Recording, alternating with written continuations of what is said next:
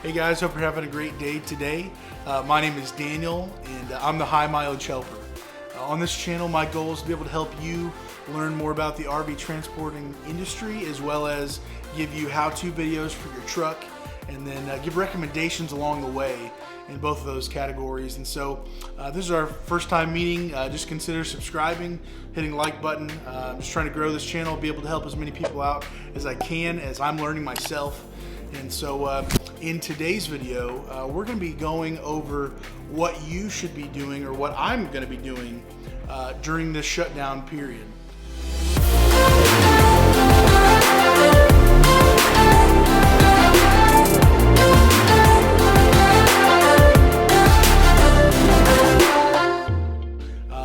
I just got the email a couple days ago from my company Synergy, who said that they officially have started production and the trailers are coming. Well, the trailers still aren't here because they got to build up down the line all those trailers before they even push them out. So it's going to be probably the rest of this week at least before they really start getting onto our load boards, as far as I'm concerned, what I've seen over the years. And so that means I have plenty of time to do work on the truck.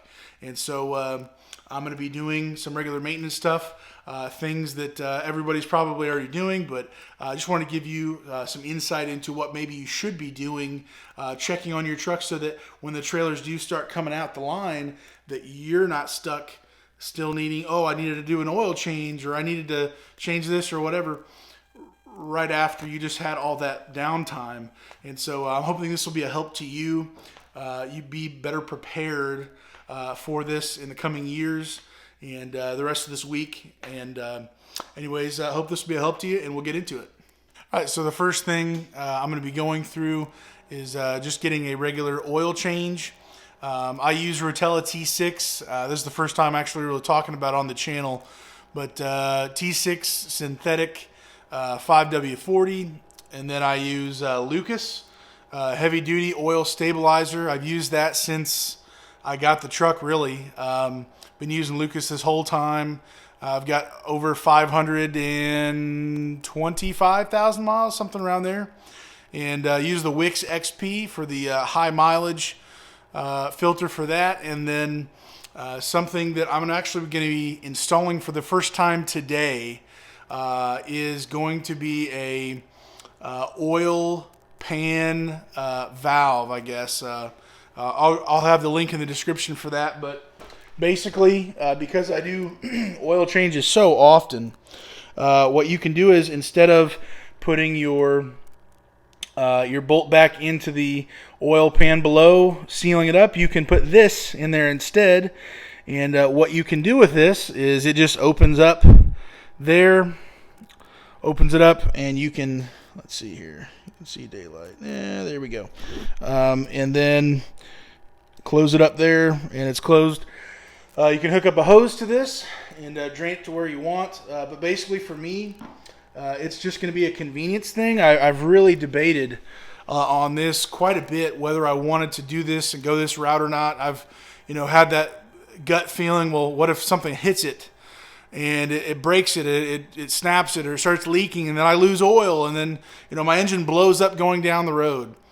And the truth is that oil pan, if you actually look underneath your truck, you see your oil pan there, how high it is up there, and then you see everything else below. If you hit something that actually hits and breaks that, your axle has probably already been destroyed or something, because that is much higher up than your front axle, your differential, all that. So I'm going to be going ahead and doing this. I can give you a review later on, give you my thoughts on it. If it leaks, if it has any trouble, I'm going to be paranoid over the next 20,000 miles, and I will give you an update later on, and maybe even show you when I do drain it for the first time with that full oil cycle, and be able to help with that.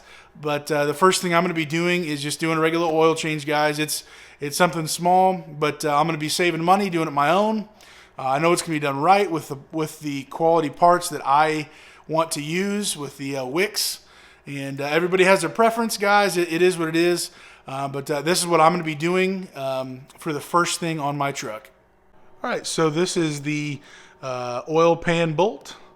And this is what comes with your truck, obviously. And then this here is what you're going to be getting with this little valve that opens up. Obviously has a lot less threads, not as deep. We'll see how that goes. It still has the same gasket there for the seal, and we'll just see how this goes.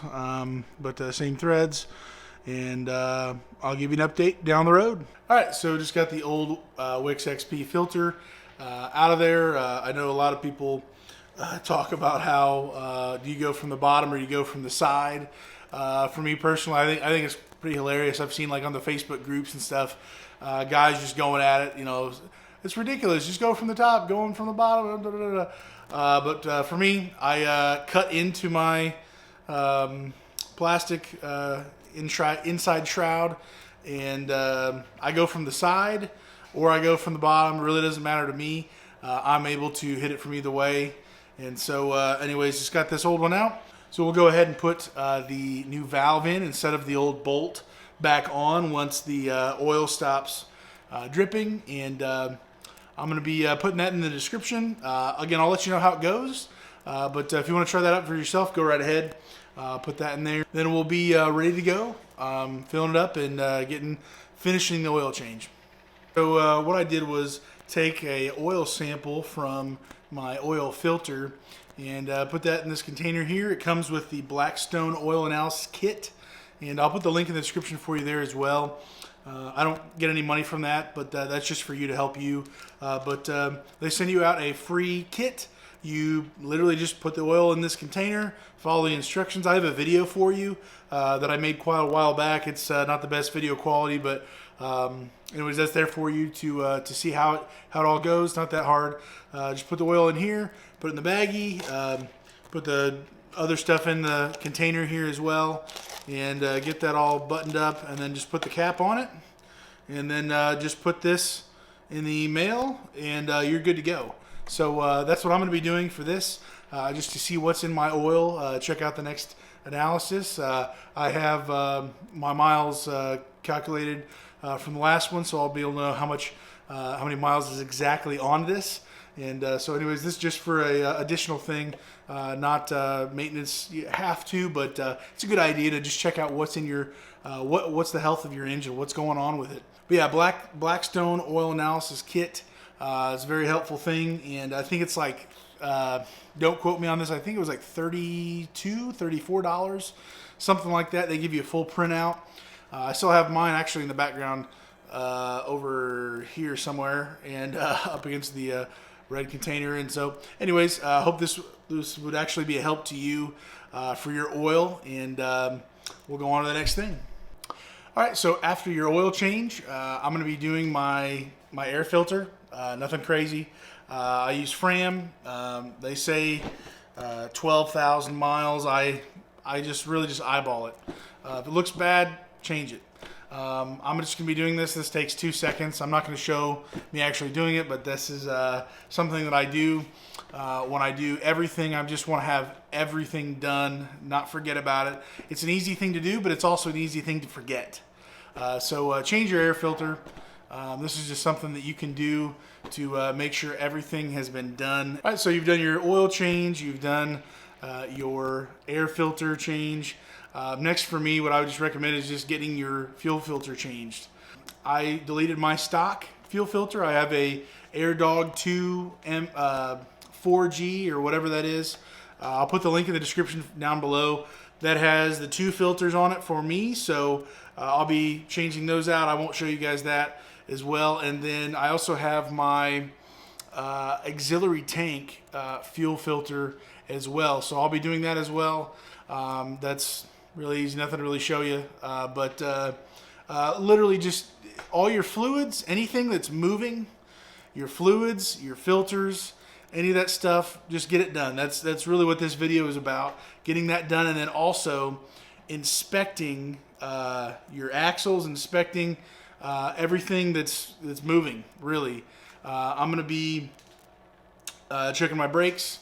I already know that they're good, but I'll be going around checking those as well just to make sure.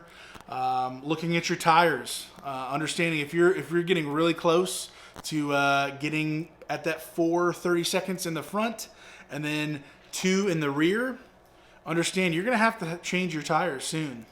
That means at least a half a day at some place getting them installed. You could be out on the road, so going through those as well. Something else you might want to check into is your mass airflow sensor. It's behind your air filter. If you go ahead and change your air filter, it's on the hose that goes down to the turbo, and so you can get mass airflow cleaner spray. You're not meant to actually touch it or clean it or wipe it. It's supposed to just be sprayed, and it cleans it as it sprays with that special spray. So I can leave the link for that in the description below. I just do that on a regular basis, every 20,000 miles, something like that, just to make sure that that's good to go, no problems, that it's sensing what it should be sensing. So that's another thing you can think about doing. Something else that just seems so elementary is just your tire pressure. Understand your tire pressure can go down. I had a situation where my actual rim had a slow leak because it had a crack in the rim, and so it took like a day and a half for my wheel to lose all the pressure, all the PSI, and so for the tire to go flat. So inspect your rims first of all. Check out your tire pressure. Make sure you don't have any craziness going on with your tires. It's just simple, guys. For you dually guys, understand you really need to check both dual tires in the rear. It's a little difficult, more harder to do, but it's important to do that. Check your PSI. That affects fuel economy. That affects hitting potholes, you getting launched into outer space, or really slamming hard or having problems down the road. So check your tire PSI as well. Something else that is a huge thing to do if you're a transporter is your EGR valve and your cooler. Those two things can make or break you. Your valve sticking or your cooler being clogged up, causing issues, recirculating everything. You can have some major headaches on the road. You can hurt your engine. You can hurt many different things. It costs so much money, and it is actually so cheap to be able to do the work itself. I have 2 videos for the EGR cooler and the valve if you have a Ram, and I believe it fits most recent years. Many years. I did it on a 18, I believe, but it's almost exactly the same, or it's exactly the same as for my 12. I've done that several times now, but your cooler and your valve are very important to do. Check out those videos. I'll put those right up here, wherever. But getting your EGR exhaust gas recirculation system cleaned out is a major deal. So go ahead and do that. That will take a day. If you don't know what you're doing, maybe longer. But if you don't know how to do that, I have videos to help you on that. I made those quite a while ago. So anyways, let me know if I can be any help to that. If you need somebody on the phone, literally call me. We'll FaceTime. I will try to help you through whatever you're going through with that. I might have just unlocked a box of worms on that, but I want to help you save money. I think it's like $1,000+ for a dealership or a stealership to do that for you. So please don't do that. You can do it if you have some tools. If you have a buddy who has some tools, take a day, do the work. You can do it, okay? If I can do it, you can do it, okay? I learned from other YouTube videos on that, and so that's a huge thing to be able to learn and to get that knocked out. Those are things that maybe 75,000 miles, 100,000 miles you need to do on that kind of routine. But if you've got the time now, hey, take a day and just knock it out. So another thing, I'm not going to show you exactly on my truck, but making sure that your ball joints are greased, that all of your fittings on your front end are greased, they're well maintained, that you're good to go on that. That's a huge thing, guys. Grease all of your fittings. That shouldn't just be every once in a while, blue moon. That should be on a regular basis, as often as you can. You can't hurt yourself trying to grease your fittings. That's just only gonna be a help to you, prolonging the life and all of those moving parts. So go ahead and grease your fittings. Another thing for you to do that's very important that could really save your bacon sometime is getting your batteries checked. Go to any auto parts store and have your both batteries not connected to the terminals by themselves individually checked with their scanner or whatever to make sure that your batteries are in good health. We're in the winter months, guys. The truth is that our batteries can go out like that. With the temperature dropping down, it takes a whole lot more cold cranking amps to get you going. So you're going to need to make sure you've got 2 good batteries running well. You don't have a dead one and then a good one. Well, guess what? The dead one's going to hurt the good one as you're trying to go cranking it several times over.